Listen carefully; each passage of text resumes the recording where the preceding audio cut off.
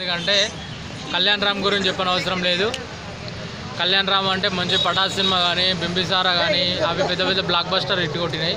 కాబట్టి ఈ సినిమా కూడా పక్కా హిట్ కొడుతుంది.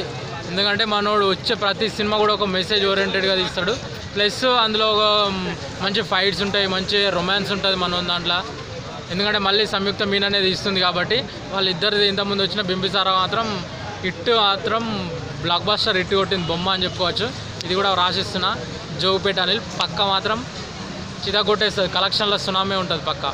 దీంతో కళ్యాణ్ రామ్ బ్రిటిష్ వాళ్ళ ఏజెంట్ అన్నారు.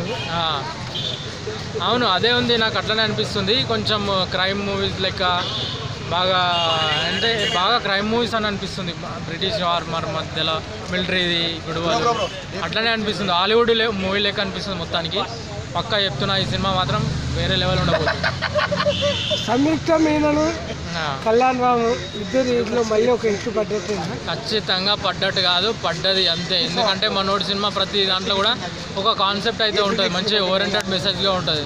మెసేజ్ మాత్రం పక్కా ఉంటుంది. ఆ సినిమా ఫెయిల్ అయినా కూడా ఖచ్చితంగా మాత్రం ఒక కాన్సెప్ట్ మంచి మెసేజ్ అయితే ఉంటుంది. కాబట్టి ఈ సినిమా ఫెయిల్ కాదు. కానీ అసలు ఫైట్లను చూస్తే మాత్రం ఒక సలార్ కానీ ఇప్పట్లో సినిమాలు సలార్ సినిమా తిరిగి నాకు అనిపిస్తుంది. ఆ సినిమా ఎన్ని కోట్లు కలెక్ట్ చేస్తుంది అనుకుంటున్నాను? కలెక్ట్లో ఖచ్చితంగా 100 కోట్లు అయితే దాటుతుంది. ఎందుకంటే మొన్న వచ్చిన బింబిసారా అయితే 60 కోట్లు అయితే ఒక 10 డేస్లోనే వచ్చేసినాయి. ఇప్పుడు వచ్చిన సినిమా కూడా పక్కా 100 కోట్లు అయితే మాత్రం క్లబ్లో చేరుతుంది పక్కా. కళ్యాణ్ రామ్ అన్నకు ఇది ఫస్ట్ 100 crores క్లబ్ అని చెప్పుకోవచ్చు. రైట్.